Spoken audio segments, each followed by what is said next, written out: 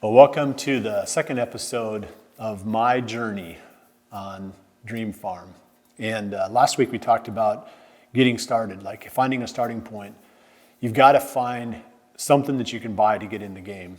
And I talked about how I did it. And fortunately, back then land was pretty cheap, but I didn't have any money either. So it's all relative. And now we're looking at, how Ethan is going to do it during this coming year. And we're going to move on from there into the next stage of the journey. So I've got to get 15 minutes on here. We're not going to run these things forever. Otherwise, we could be talking for an hour. All right, go. So I sold out, as we left it last time, I'd sold out of the corporation farm. And unfortunately, when you're selling stock, even if the stock is in land, if it's in a subchapter S corporation like that, you can't do a 1031 tax exchange.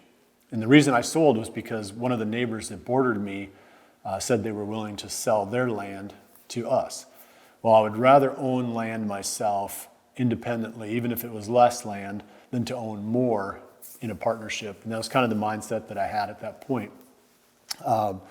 So we had to take the capital gains on that. And it's kind of, I'll go ahead and tell you the numbers. I mean, by that time I'd bought out my partner and I had the full share.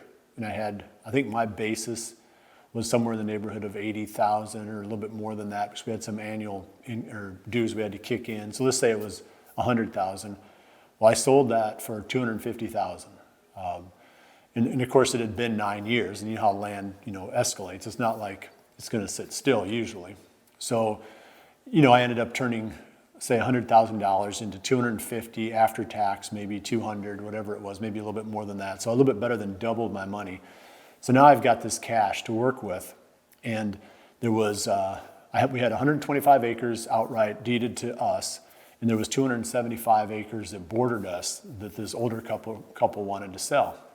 We didn't use a realtor. We just went straight to them and said, we'll pay you 10% above the market for this land. And we kind of looked around and land was selling for, somewhere in the neighborhood of $850 an acre by then.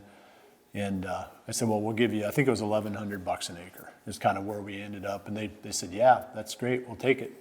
So, the amount of cash that we had to work with wasn't enough for one reason or another. I can't remember how it all played out, but it wasn't enough to get the bank. I think it's because we still owed too much money on the house in the original 125. The bank wouldn't extend us another loan. So I found a private individual, one of the other owners in that subchapter S corporation that would loan us the money. And his name was Jack. And I think Jack was hoping that we would default because the land was good. I mean, it was good land, bordered what we already owned. There were big deer in that neighborhood. Like I said, it was just overall a really good neighborhood. So it wasn't like it was real risky for him. So we set up a loan, a private loan. We had the attorneys draw up the paper, and Jack loaned us the additional money we needed to buy that 275 acres from that older couple. So now we're up to 400 acres. We don't own either of them outright, either of the tracts. The one had 125 acres with the house and then the 275 acres. And, I would say that we were a bit stretched, maybe. In good times, everything goes along fairly smoothly, but you always got to figure out, well, what happens if there's a downturn in the economy or whatever, how are we going to keep up with this? But I guess I saw that land as being so cheap in my mind that it just didn't feel like it was risky. It was more, the biggest risk was the fact that I knew I didn't want to sell it, and if push came to shove, I was going to have to work harder and do more and figure out, how to keep affording it. And I think that was more the mindset at that time than, can we keep this land if things go bad? It's more like, how much harder do I have to work? How can I scrape up, more income? And see, that's kind of where you're at, I think. It's like, because you're an independent contractor. Yep. You're not salaried by anybody. You're limited by how much time and how much work you're willing to expend. Yeah. So let's say a normal person, let's say in today's market, maybe they make $50,000 a year for a 40-hour-a-week job. Well, what if you're willing to work 80 hours a week? Now you've got $100,000 a year, in theory. Yeah. Especially if you're self-employed, you can start to work that formula out. Then the only thing that keeps you from buying more is how much time you're willing to invest in work. So it's a little bit of, it kind of puts you in a bad spot because you end up overworking. Where, if you can get caught up in it, I guess is my point. And that's basically what I did. It's like, okay, I can keep buying land if I can keep figuring out how to make more money, which means you've got to work smarter, you got to work more efficiently, you got to take on more work, you got to grow your business, you got to do all those things. It's the carrot in front of that poor donkey that keeps that donkey moving forward. And that was for me the chance to buy land. So I mean, I'm sure you look at that too and you're thinking, Bill is singing my song. So I mean, let's say you get your original 40. And it's like, gosh, there's a 120 acre piece that's in a way better neighborhood. I need to be able to sell this 40 and go buy that 120. You have to have the income then to support that. Mm-hmm. Because not only do you get some benefit, whatever equity you've got in the 40 that you can transfer, but then you're going to have a bigger loan than what you had probably, when you own the 40, because land keeps going up, or it has. And you say, well, my 40 went up in more value. It did, but now you're adding, another 80 acres on top of that. I've got to make up that difference too. So you're always kind of chasing the carrot. You're the donkey, and that's like more, a lot more. Because buying the dream farm, I guess that's the thing, is you got to figure out really what is the dream farm. And I always thought it's got to be as big as I can possibly afford. That's what I thought. And I never had it in my head that, at a certain point I was going to stop. And I did hit that point, but that's a story for another day. But I just thought, man, if I can keep figuring out ways to swing this, just grab the next one.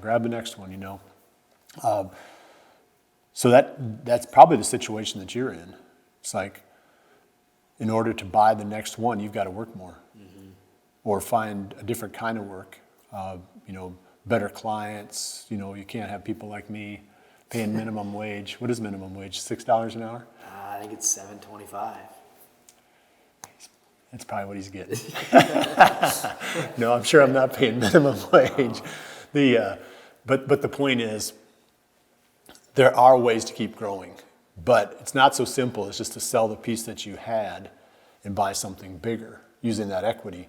Because unless what you bought, the next piece, doesn't extend your amount of debt, which it probably will, mm-hmm. you have to come up with more.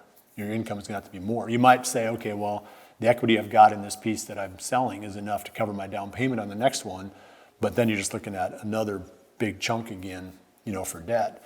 So it's kind of like it never ends. But again, is it really that risky? Is it risky? I mean, I never felt like it was. I always felt like at any point we could sell, mm-hmm. And get out for at least what we had in. I always felt like, land was a good investment. Recreational land didn't pay much, for like a income stream. But if you needed to sell it, I always felt like we could get back out of it. So I didn't feel like it was risk as much as it was that carrot, that just kept driving me forward. Dream Farm is brought to you by Whitetail Institute Food Plot Blends, the Hunt Stand Pro Whitetail app, and Hoyt Archery. What questions have you got? You've been sitting there too quiet.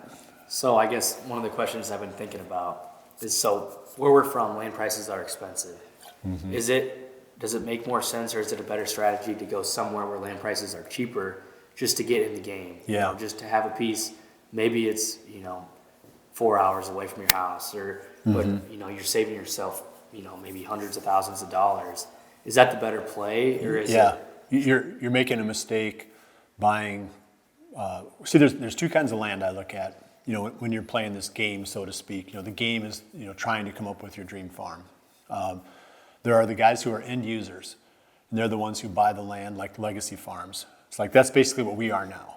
You know, I'm an end user, I'm not an investor. You know, the stuff that we're buying now is not with any intention of ever, you know, rolling it. But at your stage, you should be an investor.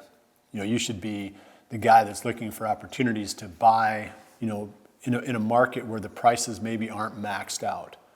You know, there's places in Iowa, there's places in other states. You wouldn't have to go very far, and you could find property that isn't going to stretch you nearly as much.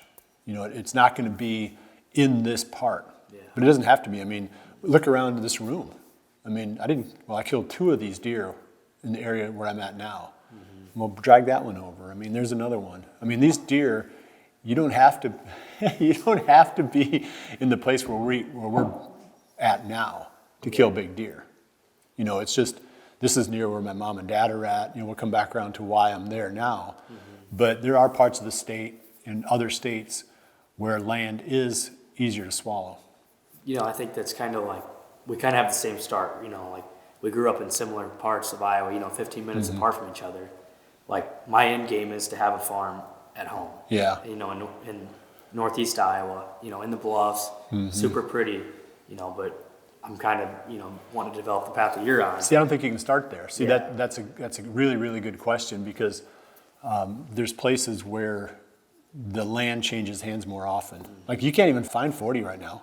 No. I mean, there's no 40 out there you'd buy. I'm sort of leaving a farm for sale in the county where I want to buy. Yeah, so it's like, how do you even begin? So you got to find places where the velocity of the transactions is higher, and we know where it's at. I'm not going to talk about it, you know, on camera. Yeah.